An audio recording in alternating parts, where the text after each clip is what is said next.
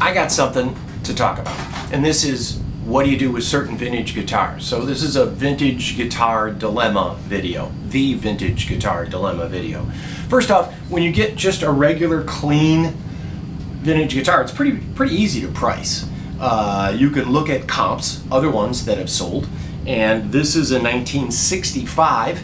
We've discussed this, but 65, there's three major features that happen in 65, and one of the things is the neck got small. About mid-65, they decided to skinny up the neck. Somebody inside Gibson had suggested to them that all the rage was skinnier necks, and they just implemented that strategy in 65, and by late 65, they all had one in 9/16 instead of this, which is 2/16 bigger, and yes, it makes a difference. This is a big neck, 1965 Olympic White SG Junior.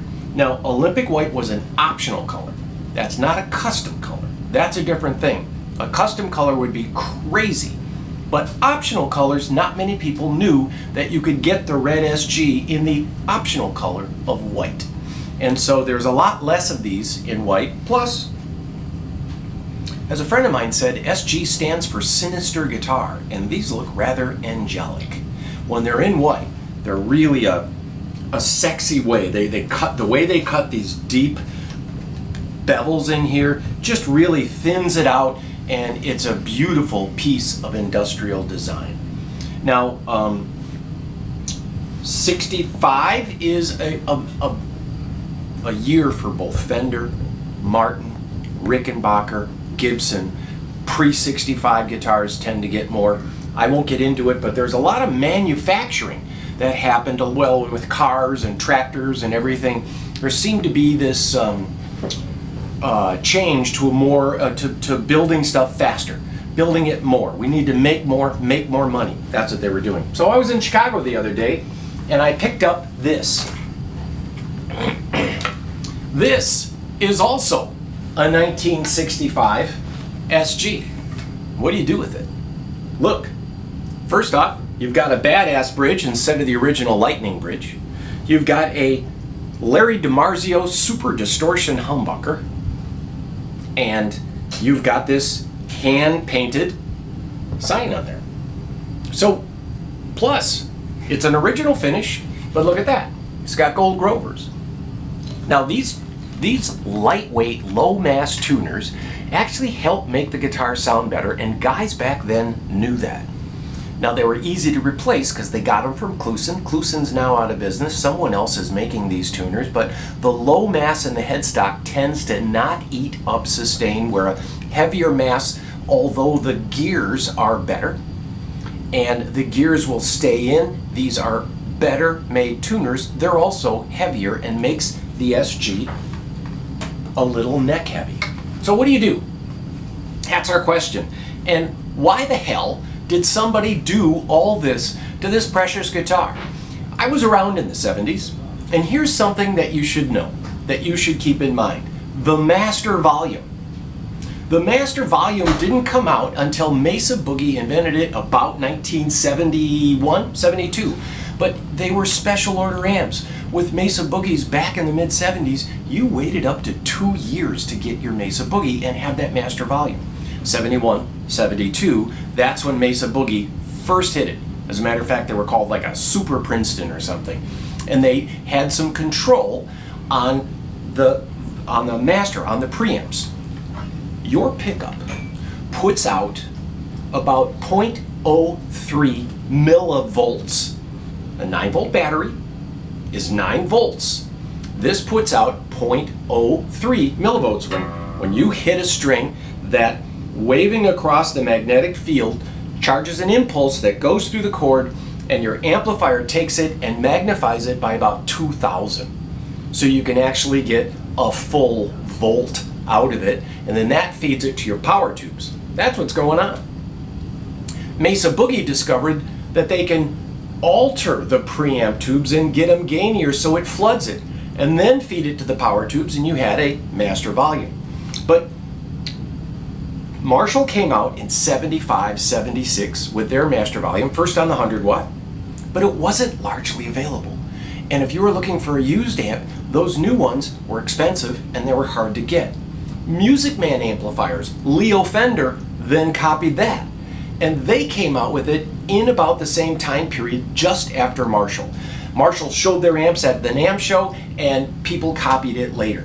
The master volume didn't really take effect until several years out of there. So why put in a different pickup? Because they wanted to increase the gain and increase the distortion. So where this, we rated, is about 6 ohms resistance, this is about 13 ohms resistance. In the mid-70s, I remember calling Larry DiMarzio, and he was making a patent applied for pickup. You couldn't find him otherwise. And I asked him how much it was, and you had to wait. I think I waited like 3 months for him to make me, in the mid-70s, a PAF. Same thing with these Super Distortion humbuckers. DiMarzio came out with these first in '71, but again, they were handmade, one guy on his kitchen table. Now they're kind of legendary, but I'm going to play both of them here, and you can hear this is, first we'll play this Super Distortion. I'm playing through a blackface Fender, no master volume. This is a Princeton amp, not a Princeton reverb. I've got the volume at about 4, the treble at about 8, the bass at about 6. We don't have the tremolo on. We'll turn that off. Here we're going to turn everything to 10, and this is a Super Distortion humbucker.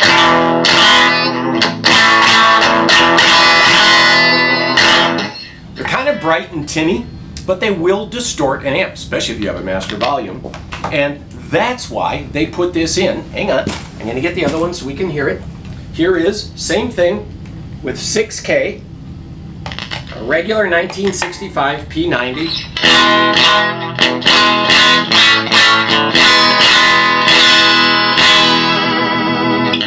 You get more bass. You know, the more you wind a pickup and the more windings you put on, you start trimming off the bass response and the treble response, and they tend to be a little more mid-rangey when you do get a hot pickup. It hits the amp quicker, it makes it distort quicker, but that's why somebody back in 19 whatever, mid-70s, this is a 65 guitar.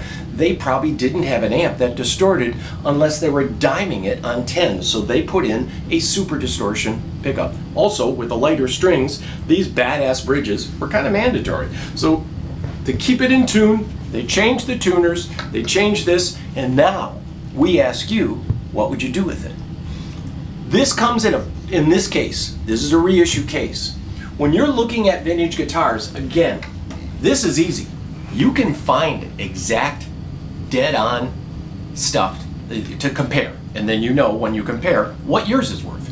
If yours is really beat compared to this, it's worth less. If yours has hang tags, has never been played, it's worth more. But if yours is painted, routed, changed, and all the parts changed, this is our dilemma. And you and I would go through this. We have to decide here at Willie's, are we going to put an original bridge on or a repro bridge? Are we going to find an original P90 or get something cool like a throwback P90, which really sounds perhaps better than the 65? If we put original gear on there, it's expensive, would raise the price. If we put some of the repro, it's going to make it more affordable to you, and you still get kind of all you want, but you've got this old wood, and that's something that really defines these old guitars. These are cut from trees that are hundreds of years old. They're dried, and they're further dried when they, from 65 till now is what, 50 years? So this is wood that was already dried years and years, and now it's 50 years older, and it just resonates. This has got the big neck. It's got dead strings on it. I left these strings on it so we could do this video, but you can see where we go through dilemmas, and I can see where if you had a guitar that you might have, tried to improve back in the mid-70s or 80s, what you do to refurbish it. There is a middle ground, and there's no correct answer. There's not a correct answer, it's just a decision. What would you like to do? I think we will leave these tuners on. They have some charm. They're patent applied for us. Their gear mechanism is good. It's a little heavy. We'll probably leave this on. This isn't routed really deep. It's a clean route, just big enough to get that humbucking in there. Sometimes they take these pickups and fold the edges and jam it in there. Then you can just put a P90 in there, but we think a P90 will still fit, and we are probably going to put on a more attractive, slimmer bridge that's closer to the original. So I'll probably do this in 2 parts, but for now, I just wanted to show you and share my problems. And this is therapy for me. So I thank you. Again, more and more, cases are valuable. If you ask me about what's my guitar worth, and you don't know if you have an original case, there are 3 cases available. The cheap one, the middle one, and the good one. That makes a difference in the value of your guitars. This is missing its case. But if it had a case, it'd be worth more. And then all the stuff I said before in this video of how to value a guitar and what's the dilemma, how do we bring it back to its original specifications where we think it would be more enjoyable for you. And yes, we'll be selling the Super Distortion humbucker. They have value. Guys like it. There's guys like Def Leppard just love these pickups. So there you go. For now, I'm going to let you go. This is part 1 of the Vintage Guitar Dilemma. Part 2 comes up pretty soon.